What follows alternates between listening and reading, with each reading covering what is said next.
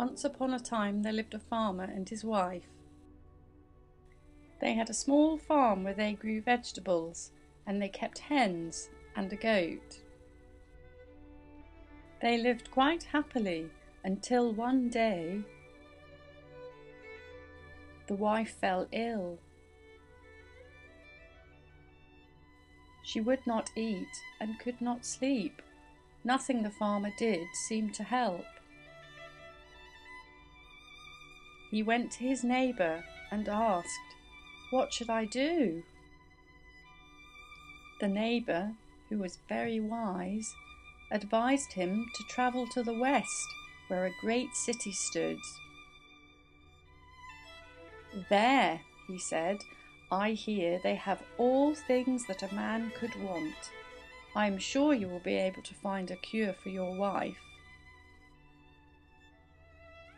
And he gave the farmer a compass and his little dog to keep him company on the trip. "Do not worry," he said. "I will take care of your farm when you are away, and my sister will care for your wife." The next day the farmer bid his wife farewell and set out. Out of the valley in which his farmhouse stood he walked, and up into high mountains covered in snow, towards a strange land he had never seen. Sometimes the weather was good, sometimes it was bad. One night a great storm nearly blew him away, but the little dog always stayed with him and kept him safe. And then one day, at last, he reached the great city, its spires and towers shining in the sun. But he could find no one to help him. The townspeople just shouted at him in a language he did not understand, waving money he did not have. He left in despair, and even the little dog could not cheer him. And without thinking, the farmer found himself in a great wood. It was dark, and he was afraid. Even his little dog was scared. The farmer felt that all was lost, but the little dog did not.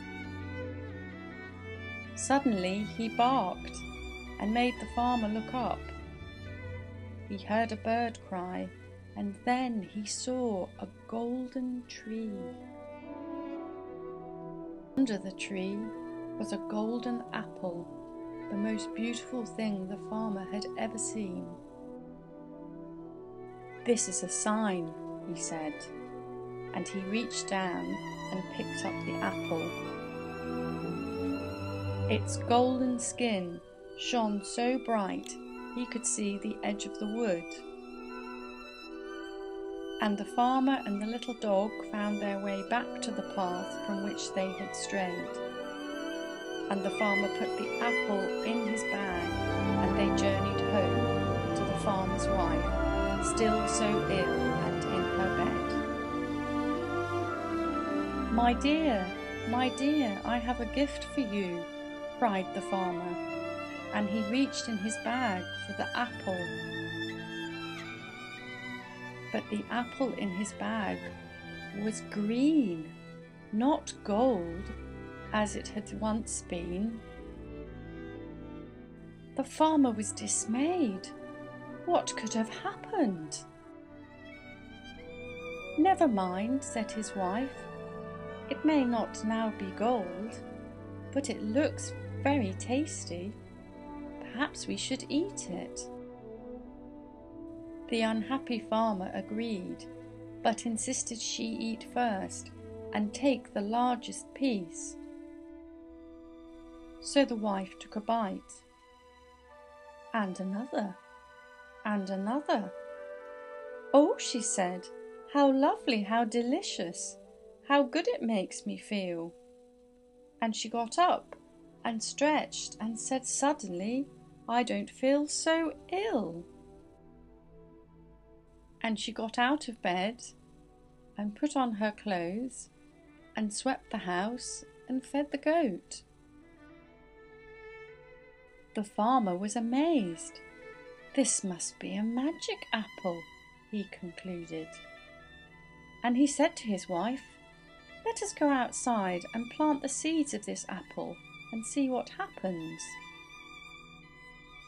And that evening they went out and planted the apple pips in the field next to their house. And then they went to bed and slept soundly.